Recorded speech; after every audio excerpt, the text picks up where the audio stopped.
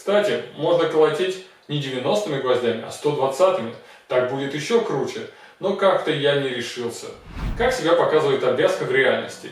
На моем дому она стоит уже 3 года, ничего прогибаться не начинала, гнить ничего не начинала. Всем привет! Сегодня обсуждаем деревянную обвязку наконец. Давайте разберем ее сегодня по косточкам, а точнее по гвоздичкам, и узнаем, что такое деревянная обвязка, для чего она нужна и так далее, и так далее, и так далее. Поехали! Итак, деревянная обвязка. И используется деревянная обвязка, и по-другому ее еще называют ростверк, при обвязке свайных фундаментов. Мы их обсуждали в видео выбора фундамента. В своем доме я делал именно деревянную обвязку, и мне, если честно, очень понравилось, потому что это такой творческий процесс, так скажем.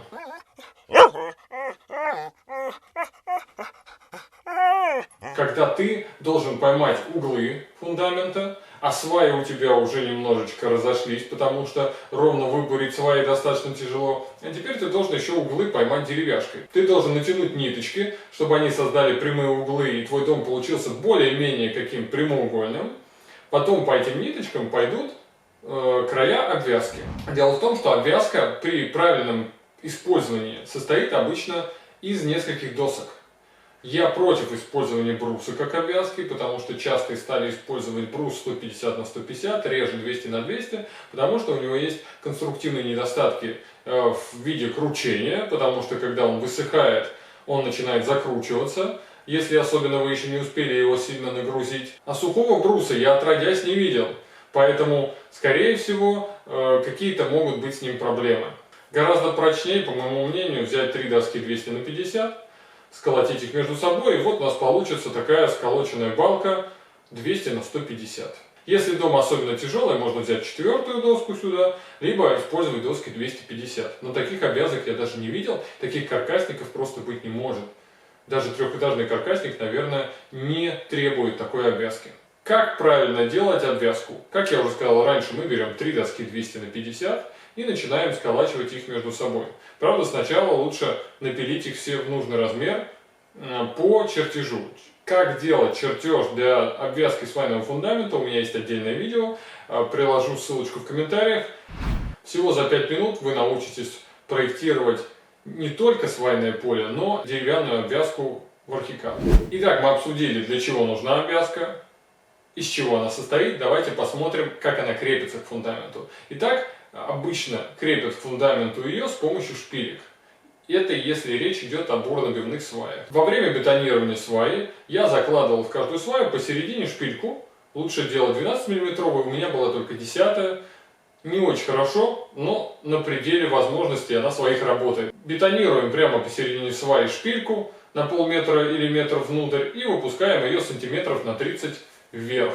Потом, когда мы начинаем крепить уже саму деревянную обвязку, лучше всего, чтобы попала центральная доска на эту шпильку. Но если попадет крайняя, ничего. Что мы делаем, чтобы закрепить обвязку? Мы в той доске, которая попала на шпильку, бурим насквозь сверлом, соответственно, 12 мм, бурим отверстие. Доска обвязки надевается на шпильку и потом сверху прикручивается, соответственно, шайбой. Излишки отрезаются. Единственное, в чем у меня возникла сложность, это в том, что ровно просверлить 200-ю доску не так-то и просто. Особенно если шпилька встала под углом, потому что идеально у меня опять же не получилось ее бетонировать. Но это я все делал своими руками и впервые в жизни. Поэтому у меня была опять же куча косяков. Возможно, у вас, если вы более опытный товарищ или вам делают строители, у вас таких проблем не будет.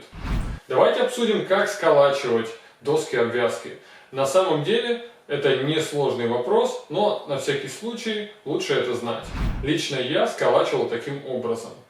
Через каждые 60 сантиметров я делал 4 гвоздя под небольшим углом, чтобы они шли вот по диагонали. Фотку прикладываю.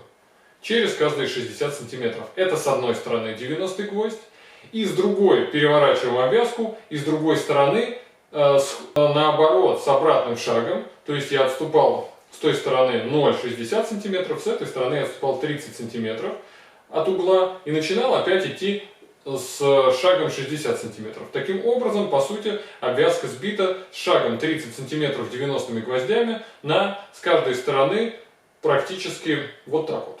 3 доски по 50 мм, сбиты 90 гвоздями, с двух сторон шагом 30 см, практически на 2 доски.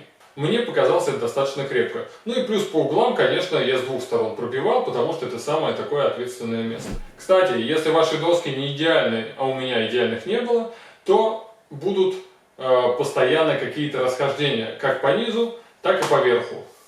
Это решается все обычно с помощью рубаночка или с помощью подкладок. Ничего страшного в этом нет, мы строим не мебель, а дома. Особенно то, что касается фундамента. Кстати, можно колотить не 90-ми гвоздями, а 120-ми. Так будет еще круче. Но как-то я не решился. Попробуйте вы, потом расскажете, как получилось. Ну и один из самых сложных технологических моментов при работе с обвязкой – это схождение ее в углах и в других местах пересечения. Сейчас я буду показывать это в картинках. Итак, угол, пересечение на одной свае и два пересечения на одной свае. Один из самых сложных моментов. Доска должна заходить на сваю, хотя бы одна из трех, больше, чем на 50 мм. Остальные могут заходить меньше. Как себя показывает обвязка в реальности? На моем дому она стоит уже 3 года, ничего прогибаться не начинала, гнить ничего не начинала, но главное делать все по расчетам. То есть считаем пролет, считаем нужное количество досок нужного сечения, и тогда никаких проблем не будет. Ну еще, конечно, лучше брать все-таки подсушенный лес. Я сушил сам, лучше взять сухую. В идеале сухую строганную, тогда у вас вообще все будет красиво. Но я считаю, что это, наверное, все-таки чрезмерно. Итак, это был Максим Каркас-Гид. Обращайтесь к нам за бригадами, обращайтесь к нам за проектами. Буду рад с вами обсудить какие-нибудь проблемы в комментариях. Подписывайтесь, кстати.